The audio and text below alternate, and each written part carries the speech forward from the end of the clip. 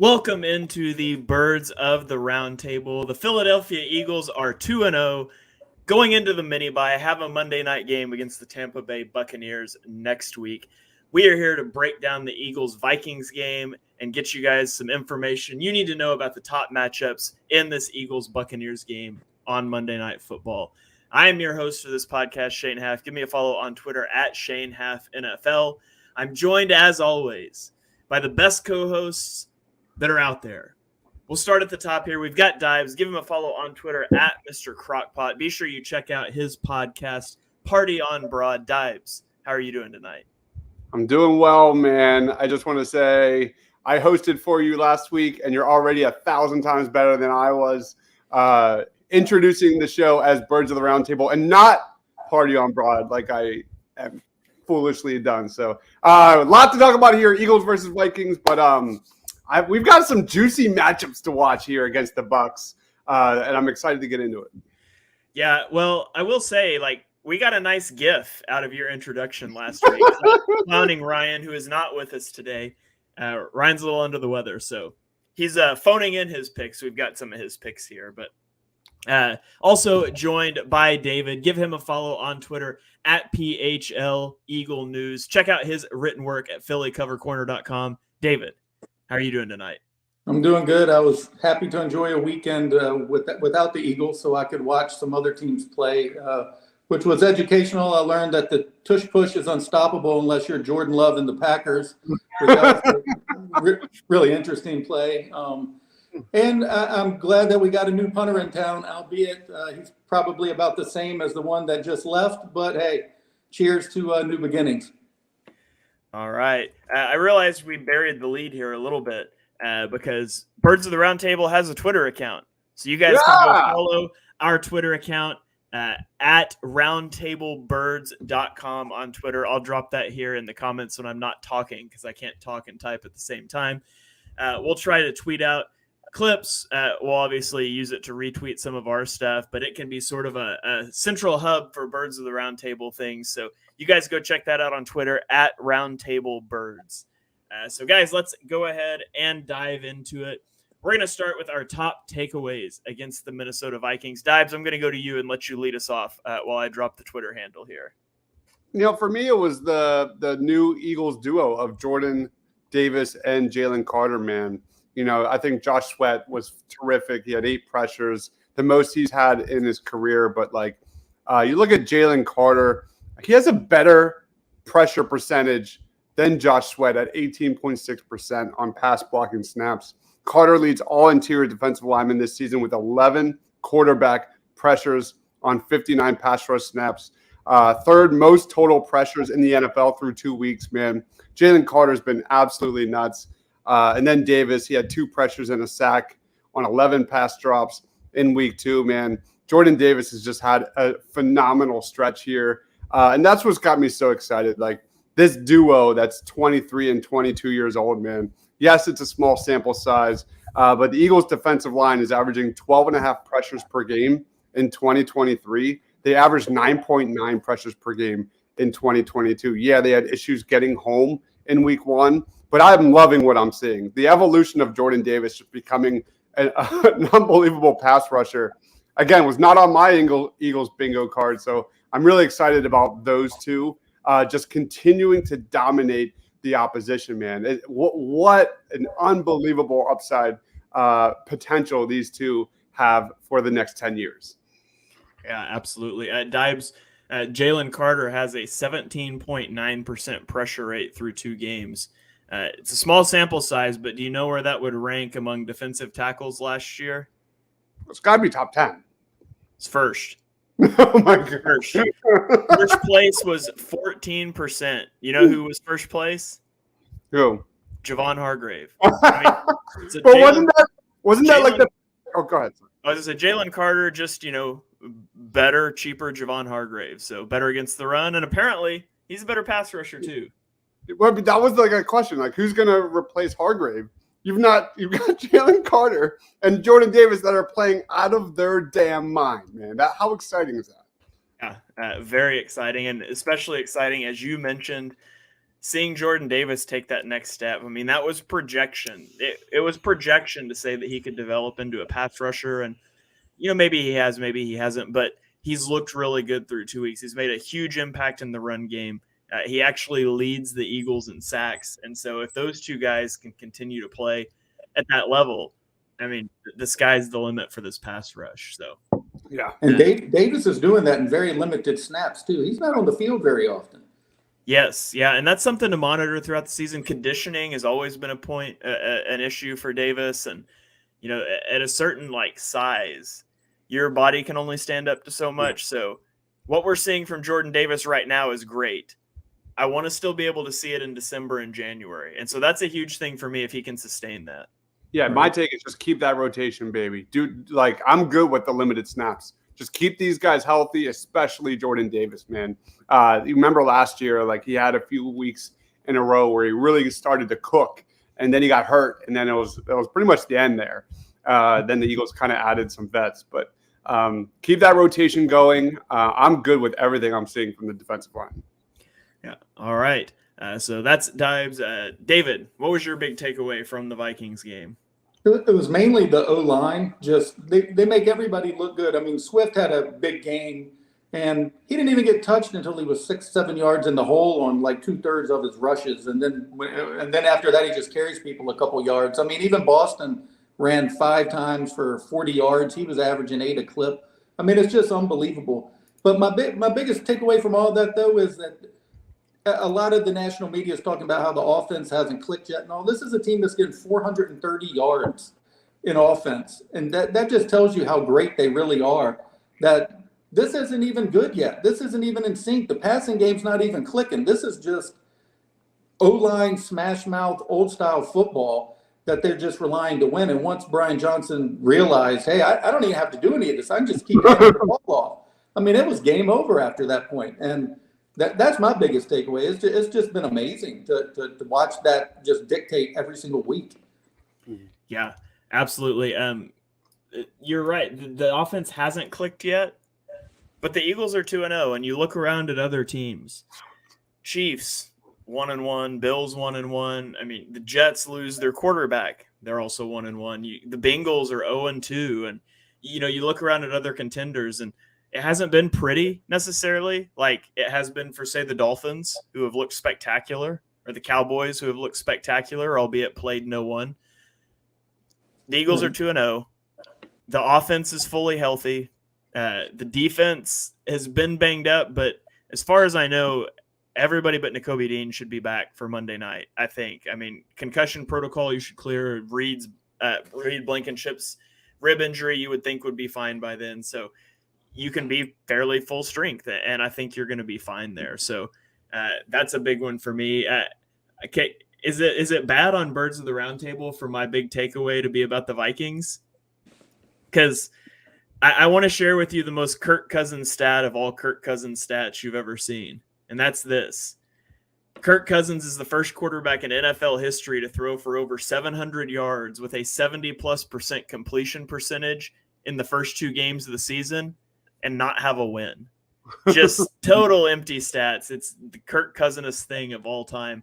I thought that was really funny when I saw it. But I'm going to cheat because I'm the host and I get to. But I had 2 big takeaways, one on each side of the ball. One is that the Eagles are finding answers for the blitz. I did an all-22 video about it. Hurts was 8 of 11 for 153 yards and a touchdown against the blitz on Sunday. They're starting to build in answers that is not just Jalen Hurts scrambling. And a lot of it's throwing to running backs. A lot of it was they used Dallas Goedert over the middle on quick hitches and curls against some of the pressure packages the Vikings were bringing. So I think they're starting to figure out things against the blitz. Now, the new wrinkle is the Vikings also dropped 8 into coverage on 40% of the snaps.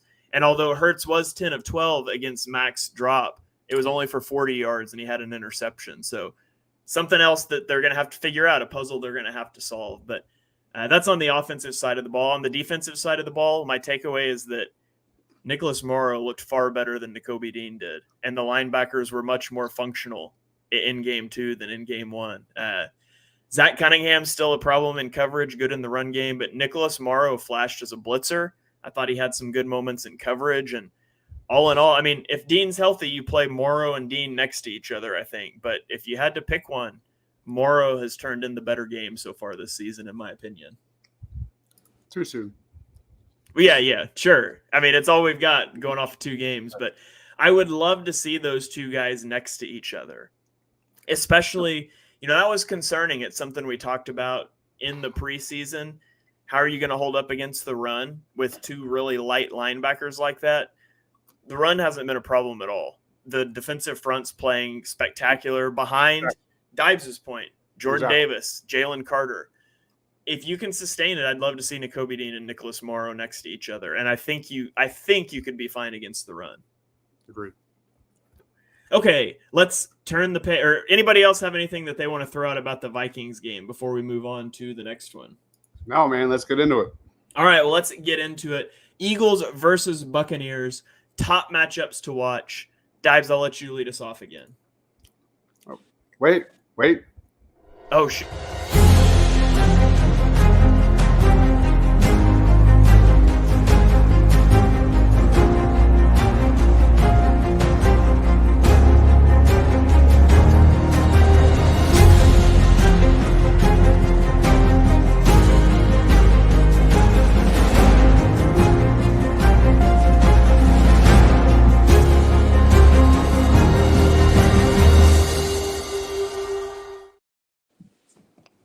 And I've been demoted now. I've been demoted now as the best show host because I totally forgot about our video. So, Dybes, you're the real MVP. You got this stuff on lock. So go ahead. Tell me, who's your top matchup to watch in the Bucs game? Let's do this. For me, it's got to be the Eagles defensive backs versus the Tampa Bay Buccaneers wide receivers. There it is. For me, you look at Avonte Maddox being out. You look at Mario Goodrich and his name being called last week. Did he? The question is, will he respond on Monday Night Football? Mario Goodrich allowed 6 receptions on 6 targets in week 2. He also had 2 missed tackles and a passer rating allowed of 147.9. As of right now, it feels like you're going to get a mix of Bradbury, Evans, and Goodrich in that slot role against the Bucs. When you look at the Bucs playmakers, this could be a huge advantage in favor of Tampa Bay. Mike Evans, we all know he's an elite downfield threat. The dude had hauled in 6 of his 8 targets for 171 receiving yards and a touchdown last week in a victory over the Bears. Then you get to Chris Godwin, who is just simply the model of consistency. He leads the league with 50 or more receiving yards in 10 straight games. But when you look at where the Bucs might try to take advantage of the Eagles, especially in that slot, Godwin has lined up in the slot more and more every single year he entered the NFL. 14% of his snaps during his rookie year, 57% of his snaps in 2020, 61% of his snaps in 2021, and 66% this last year. He's kind of taken on more of an outside threat role in 2023. But if I'm the Bucs, if I'm going to attack this Eagles defensive backfield, man, I think they should, really utilize Chris Godwin and take advantage of some of these mismatches. And also, an underrated player to watch in this game could be rookie Trey Palmer. This guy ran 70% of his routes in the slot in week 2. So keep an eye on that guy. But for me, of all the things we just kind of praised the Philadelphia Eagles, the coverage has been my biggest concern. So Mike Evans, Chris Godwin, can the Eagles slow down those 2? And if the Eagles can make the Bucs one-dimensional, I really like their odds. All right. Yeah, absolutely.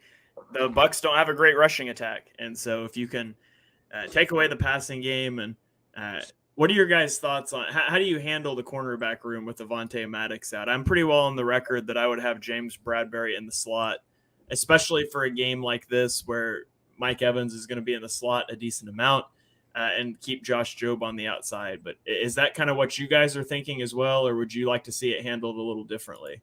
it's not going to be Eli Ricks. You know, it's they brought in that new guy. He's more of an boundary cornerback. I like your idea, man. I think that makes the most sense. I would really limit Goodrich this week. And yes, Godwin does play in the slot. He's played it less this year than the last few years. But I think that could change in week 3 with this kind of depending on how this plays out. Godwin's taken 39 snaps in the slot, and he's taken 72 snaps out wide so far this season. Yep. So, and let's see, I can pull up Mike Evans real quick, but he goes in the slot as well. Well, I thought I could pull him up. He disappeared. There he is. So Mike Evans so far this year has played, looks like 15 snaps in the slot, and he's played 85 snaps out wide. So he'll move into the slot some. He's primarily going to be out wide. Godwin will primarily be in the slot, but you can bet if Mario Goodrich is in the slot, Mike Evans is going to be in the slot a lot as well. Mm-hmm. I think Allison might be right in the fact that Bradbury might follow Mike Evans a lot during this game. He just wherever he goes, he's going to be right on him. Yeah. And an Avonte Maddox injury isn't the expressed reason they had Bradbury practicing in the slot in training camp, but it was for situations like this. Mike Evans, Travis Kelce, bigger guys like that Avonte Maddox wasn't equipped to handle. So I think they'll be ready for that. Absolutely. Okay, David, I'll throw it to you. What is your top matchup here to watch in this game? I went with the Bucs defense and Todd Bowles versus Jalen Hurts. The Bucs have beaten the Eagles the last 4 times they've met, including the playoff game that Todd Bowles and the Buccaneers embarrassed Jalen and the Eagles. You had Buccaneer defensive players on the hot mic stating how Jalen couldn't read their defenses. Bowles mentioned that he noticed a tendency of how Hurts had always thrown to the right, so he aligned his defense to force everything to go to the left. And Hurts has evolved into a much better player since then, and he has far fewer tendencies that can be exploited. But I think that's going to be a really, really hard chess battle, more than most people are giving credit for. After facing 2 great defensive minds in Belichick and Flores over the first 2 weeks, I put Todd Bowles right up there in that same territory. I expect them to do a lot of the same coverages that Bill used, and I expect them to see a lot of the same blitz packages that Flores did. Bowles is really good at disguising his defenses and causing chaos, and he's the main reason that they're 2-0, that defense. They've had a top 3 rush defense in 3 of the past 4 years. So the anemic passing game is going to have to get things going. Offensive coordinator Brian Johnson probably won't be able to rely on the running game like he did against Minnesota. That's not to say that you go away from doing what they do or utilize Hurts' strength like design quarterback runs, where Hurts leading the league currently in those with 15. But they definitely need to exploit the mismatches with their receivers versus the Buccaneer corners. And they have to do it quick, because over the last 2 seasons, opposing defenses have blitzed the Eagles 17% of the time. The league average is only 13, so they're going to have to utilize A.J. Brown far more than he has been since he came over at the beginning of the 22 season. He's 4th overall in receiving yards with 1,575, and he's averaging a paltry 54 a game so far. So it's definitely time to get him going. The Bucs give up a little over 250 a week through the air, so the Eagles will be able to attack them and their corners and Jamel Dean and Carlton Davis, and I think I saw where Davis is currently listed as questionable. So they should be able to find some pretty big gains. And like you mentioned earlier, Shane, about protecting the blitz, they should especially succeed in those. So I'm looking forward to that. Limit the turnovers, because the Eagles have won both of their games in large part due to winning the turnover battle, but so have the Bucs. They've created 5 turnovers and haven't given up any. So that'll be what the game comes down to. Hurts protecting the ball, Hurts exploiting the blitzes, and I think that's going to be the tail of the game right there. All right.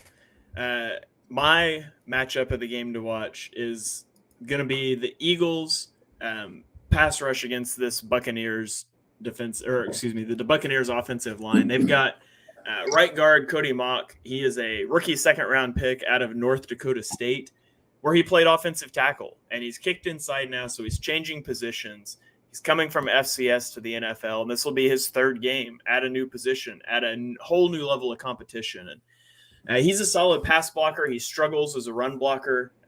Like we said, the Buccaneers don't have much of a rushing attack, so I don't think they're going to try to go there very much. And then they've got their right tackle, Luke Godeke, He was a second-round pick in 2022. He played left guard last year, and he really struggled. He's the right tackle now this year. Through 2 games, he's given up 1 sack and had 3 flags thrown on him. So the Eagles have 3 of the top 14 defensive tackles in the league in pass rush win rate. They're going to be able to test this interior. You've got Hassan Reddick is going to be rushing off of the right side against Luke Godke. And Hassan Reddick's been off to a slow start. He's got the thumb thing. There's maybe conditioning related to being out of practices with the thumb thing, but maybe this is the game Reddick gets going. The battle of Tristan Wirfs and Josh Sweat's going to be great to watch. I think they're 2 elite players, but at the end of the day, Tampa Bay ranks 26th in pass block win rate. And that's just a recipe for disaster with a quarterback that's not good with pressure in his lap and Baker Mayfield. The Eagles need to win this game up front in the trenches on defense, and I fully expect them to do that. Awesome.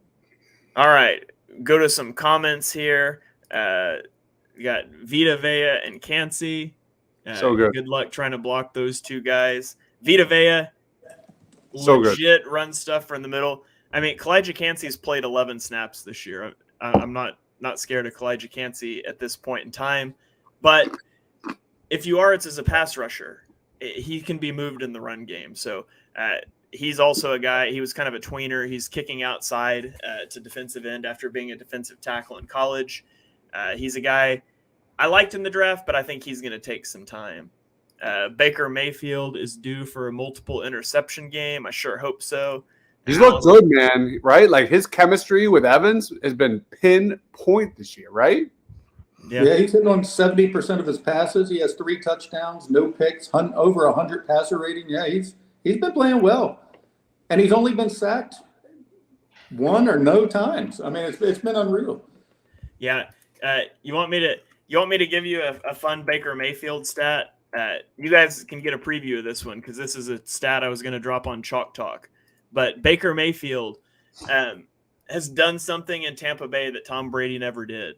Oh, geez. Which is starting 2-0 and not throwing an interception in either game. Tom Brady never did that. So Baker Mayfield's off to a good start. Now, I can tell you, as an Oklahoma fan, a guy that watched him at OU, loved him at OU, don't get me wrong, this comment's on the money. He does get rattled easily at times. You didn't see it a lot in college because he could just run around. But he's like a scrambler that's not fast. He just likes to improvise. That doesn't work so much at the NFL level, and you can see him get rattled at times. So hopefully the Eagles are able to get to him early, and they're able to tee off there. Any other matchups that you guys want to watch before we move on to our X Factors? He also holds the ball a lot longer than Mac Jones or Kirk Cousins does as well. That's true, although he has been getting the ball out quite a bit quicker so far this year. He's like, I checked this earlier because I fully expected, just like in my head, I know he holds the ball, and I was going to be like, he's time to throw has been 3.1 seconds. It's been 2.84, so he has been getting it out faster this year. What did Mac Jones average? Like 2.5 against the Eagles? It was somewhere around there. Mac was at, I think he was 2.51 or 2.52, something like that. It was crazy. And like I said, the Bucs still have, despite that pass rush win rate, they still only given up that 1 sack all season, which is pretty impressive. Yeah, absolutely. All right, let's shift gears now. We've talked about the top matchups to watch. Now we're going to talk about the biggest X factors in this game. And Dives, it's been a while since you've talked, so I'm just going to throw it around the horn to you again. Mr. Rudy Poo in the house, man. Thanks for joining, man. Long time fan of this channel. I'm cheating again, but it's Brian Johnson, just like you guys said. The offense has been clunky. Defensive coordinators aren't letting Jalen Hurts kind of RPO them to death in 2023. The Eagles have had to handle the blitz a ton these last 2 weeks, man. They faced a blitz 17% of the time since the 2022 season, which is the highest in the NFL. And like everyone just said, I thought they did a really good job in week 2, Jalen Hurts managing that blitz. And I think for me, like, I want to see Brian Johnson kind of get out of his own way again, and for the Eagles to attack the defense rather than think too hard, rather than try and outsmart themselves. The Eagles did what they did best in that second quarter against the Vikings. They ran the ball right at them, and they played their game rather than the other way around. The Buccaneers right now have the sixth highest blitz percentage at 37.8%. They are tied for the third most sacks in the league. I think Brian Johnson is the X factor because he's got to get this offensive line. He's got to get Jalen Hurts ready because Shaq Barrett, Devin White, those guys are going to have Jalen Hurts targeted and on Monday Night Football. So for me, it's Brian Johnson, and can he get this Eagles offense going? That's my X factor. All right, David, what's your X factor for this game? The edge rushers, aside from Sweat, all the edge rushers have just been missing from the stat sheet. All the pressure has come from the interior defensive line. And Barnett has been a liability. He was only in 15, 16 snaps, but he gave up a sack. He missed a run assignment. And I'm also curious to know why Nolan's not in there, because if he's not healthy, then why are you giving him 6 snaps and 7 snaps? So I don't think that's the issue. So it's more likely he is healthy. It's just he just needs to take Barnett's reps, see what you have, unleash him. Because if it wasn't for the way that Dobbs had spoke earlier, that Cox and Carter and Davis have been playing and getting to the quarterbacks, the rest of the edge rushers outside of Sweat really haven't done anything. So I think that is going to have to change in order for them to slow down the passing attack that Baker, Evans, and Godwin is going to have on Monday night. Yeah, Nolan Smith is not playing over Derek Barnett for the same reason DeAndre Swift got 2 touches in the Week 1 game. Coaches just sometimes do baffling things in terms of personnel management. I would like to see Nolan Smith on the field more than he has been as well. Do you think that Swift also may not have been on the field the first week just because of his pass pro, just a lack of blocking? Because I do think, despite his 175-yard night, he did show vulnerability in pass protection. I mean, he did get run over. He was not really good in that. And Gainwell has done a little bit better. So I'm curious if that wasn't the initial reason, especially with playing Belichick, if he just didn't want to go with Gainwell just for more pass protection. Yeah, I mean, possibly, but also Kenny Gainwell is not very good at pass blocking either. So no, he just knows the offense infinitely better at this point. Yeah. I mean, so yeah, to your point, in Week 2 against the Vikings, DeAndre Swift had 7 pass blocking snaps. He gave up 3 pressures and a sack in those. So not very good, but you look at Kenny Gainwell against New England, he only had 3 pass blocking snaps. There's not much there, but last year he had 40 and he gave up a sack and 6 pressures. So, I mean, that's a little better, but it's not ideal. So, okay, my X factor for this game. My X factor for the game is going to be Dallas Goedert. We saw Dallas Goedert get a little more involved. The Buccaneers run the highest zone coverage rate in the entire NFL. 87% of their snaps so far this year have been in zone coverage. Dallas Goedert's a zone coverage killer. I think this could be a big Dallas Goedert game. I think that the Eagles need to get him the ball. I would love to see that tight end screen game come back as well. We haven't seen a tight end screen all season, and Goedert was so good on those last year. But he did a lot of dirty work in the Thursday night game, in the run blocking game. Jack Stoll, too. I wish Ryan was here so I could say my player of the week was Jack Stoll for blocking 2 guys, one with each hand on an option run. That was great, and I'd love to see Ryan's face when I said that. But I think Dallas Goedert's the X factor. Get this guy involved. He did the dirty work Thursday. It's time to pay him off on Monday Night Football. Give Dallas Goedert a 100-yard game. Okay. Any other matchups or things that you guys want to highlight before we move on to our next segment? Nope. Everybody good? Go to some comments real quick. We got a lot of comments. Yeah, let's do it. It says, what changes to the passing scheme are needed to deal with the pressure the Eagles are seeing? Any thoughts? I think it's more reactionary is what's been happening. They've been being blitzed just constant. So they're just throwing who they have in there to add some more pass protection in there. It's not anything that they wanted to go into the game looking to do. I think it's more reactionary. Yeah, just to give you an idea of how insane what the Vikings were doing was they had over a 40% max blitz rate and over a 40% drop 8 rate. Both of those were the highest rates since in the last 3 seasons, at least, in the same game. It was just insane. They were throwing the kitchen sink at him.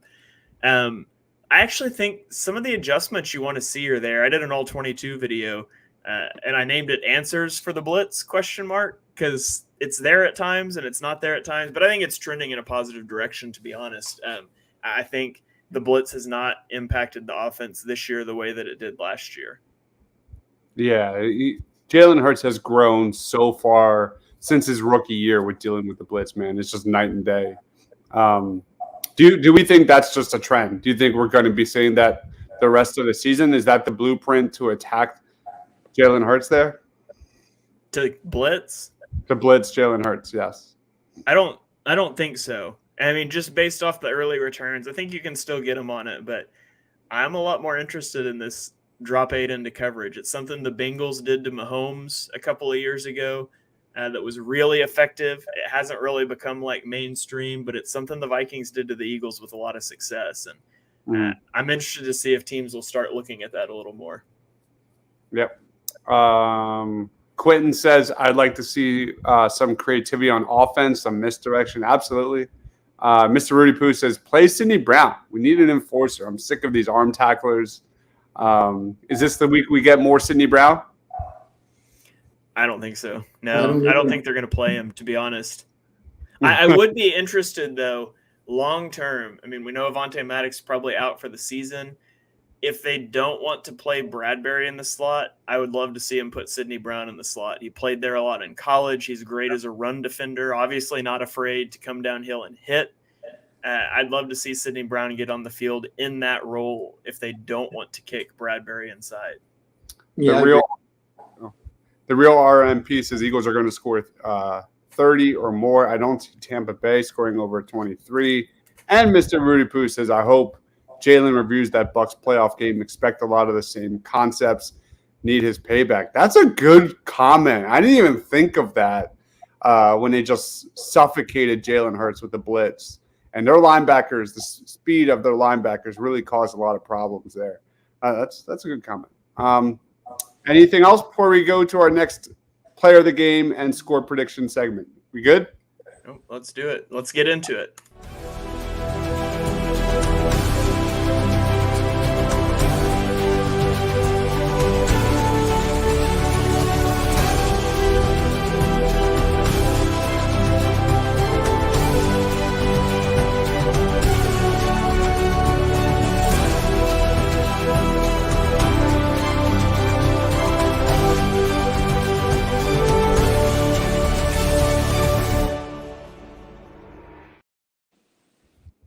All right, let's get into it. Our Eagles player of the week and score predictions. Do we have our results from last week, Dives? Yeah, we do. Let's share my screen here. All right, so here are the score predictions. I nailed the total from week 2, so I'm going to give myself 4 points. Is that cool? Yes. I think you should get 0 points. Of course you do. I guess who was close? Who was next? Anybody good at math on this show? I don't. What was the final score? I don't even remember. I've watched a lot of all 22 since then. Okay, 34-28. I mean, I don't know. Are we going for like closest score, closest like margin? What are we looking for here? I don't know. David had it as an 11-point spread. I had it as a 7-point spread. Ryan's definitely last, although he got 34 for the Eagles. He was off by 11 for the. Yeah, I don't know how you weigh this out, to be honest. Shane 3, me 2. There it is. All right, going on to player of the game predictions from last week. Ryan let the Devontae Smith train keep rolling into week 2. Devontae, David had Jalen Hurts.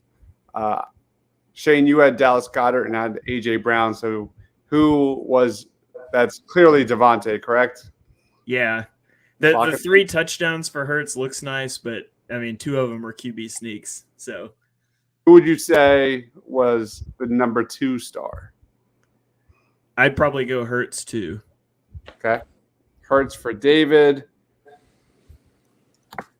And then I'll go Goddard number 3. Is that cool? Sure. If And then Rashad Penny didn't hold, A.J. Brown probably would have been second instead All of right. last. Ryan's got a commanding lead. So let's jump into week 3. All right. Well, Ryan gets first dibs, and he already said offline here that he wanted to run Devonta Smith back. So Devonta Smith will be the player of the week prediction for Ryan. David, I'll let you go second here. Who's your player of the week prediction? A.J. Brown. Oh, that's who I was going to take. All right, A.J. Brown. Good pick there. Are we going to do score predictions at the same time here, or do we do that after? Sure. Doesn't matter. Okay, what's your score prediction, David? 38-23 Eagles. Wow. All right, A.J. Brown and 38-23 Eagles. All right, so we've got the 2 receivers off the board. Dibes, unless you're taking Olamide Zaccheaus, who's your player of the week prediction? I'm going to go with my gut in this one. First Monday night football game for Jalen Carter. I'm going to go 2 sacks for Jalen Carter. And, this game's all about, the defense creating turnovers, the defense creating plays. For me, I think Jalen Carter is the guy that forces, a turnover. He might not get 2 sacks, but I think Jalen Carter will have his first big moment to start off his NFL career on the biggest stage, Monday Night Football. So I'm going to go on the defensive side. I'm going to go Jalen Carter, unblockable. And then for a score prediction, I don't know if they score 38 points, but I'm kind of feeling the same thing, David. So for me, I'm going to go Eagles, get the W, 33-26. And Ryan's score prediction, by the way, was 33-24 Eagles. 33-24. I think the Bucs will have probably a touchdown or 2 of garbage during garbage time. So I think the Eagles have a pretty convincing win here. All right, that puts me up. It's tough because with both the receivers taken, if you take Jalen Hurts and he throws 3 touchdowns, but 2 of them are to the same receiver, that receiver wins player of the game. So just the fact that the receivers are all taken makes me not want to take Hurts. So I'm going to take Dallas Goedert. I'm going to run it back with Dallas Goedert. I do think he's so good against zone coverage. And I think they might try to pay him off for his blocking efforts. So give me Dallas Goedert. I picked him twice now. If he only gets 22 yards receiving, I'm never picking him again. But I'll take Dallas Goedert here. And then give me 31-13 Eagles. I think the Eagles come out off the mini bye. I think they've got time to get some things straightened out. I think they're the much better team, and I think they're going to be able to get to Baker Mayfield and get some pressure, rattle him a little bit. So I think this is the game where the Eagles fans afterwards sit back and they don't really have a lot to complain about. They just feel good. Love it, man. All right. Well, that is going to about wrap it up here on Birds of the Roundtable. A few more comments here. We've got player of the game, Carter. Yes. 30-21 Eagles. We've also got a player of the game, Swift. And Quentin's not giving us a score. Quentin is he picking us to lose? Is this the thing? He does that every week. Every week. Yeah. I thought I remembered that. So, all right. Well, that is going to about wrap it up on Birds of the Roundtable. You guys be sure and tune in each and every Tuesday night at 8 o'clock Eastern time. We'll be live doing a show similar to this. Hopefully we'll have Ryan back with us next week. Although actually I'll be a late addition to the show next week because my son's got coach pitch the next 2 Tuesdays. But I'm going to put some video clips in that they can show, and I'll show up for the very end for the player of the week predictions. So keep it tuned to Edge of Philly Sports, Philly Sports Alliance, wherever you're watching the show. Smash that subscribe button, turn on notifications so you get that next show. We'll throw it around the horn here. Dibes, tell the people what you've got going on, where they can find you, plug your stuff. If you love college football, NFL draft, you can find me there. Always pumping out shorts and highlight reels and things like that. Biggest winners of the week in college football You can find that here on this channel. I put out probably about 5 or 6 winners every single week for the NFL draft. Guys, you should know. So be on the lookout for that. Party on Broad is tomorrow. We'll be heavily deep diving again into Eagles versus Bucs. Talk a little Sixers too. They made an interesting signing there. Definitely going to dab into that just a tad. I'll be producing Mike Small's show later this week. He's got a great guest, Bob Ryan, national, big time national face there, getting into all sorts of things. So that's about it.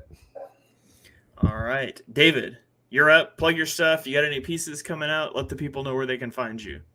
You can find me at Philly Cover Corner on the web and PHL Eagle News on Twitter. I'm not plugging anything right now, but I would like to mention one thing we didn't talk about, the little A.J. Brown Hurts dust up on the sideline. I am so glad that did not become an issue. I was waiting for Philly media to run with this. It never it was completely out of character as far as doing it during a game. I've seen them act similar in practice, so I wasn't completely surprised that, friends argue, friends do things like that. I'm glad that that's all it turned out to be. I liked when AJ was walking off the field, you saw him mimic running his mouth and then touch himself I know I was, my bad. I shouldn't have been doing that. Took accountability for it. It became a non-issue before it ever was an issue. So that was really good to see, because this was back in the McNabb-Owens days. This would have been month-long hell. So that was really nice to see. Yeah, it's nice to see that not become a big storyline. Yes. That's an issue. That's a thing because the camera caught it. Because I can promise you that happens on every sideline every week. Absolutely.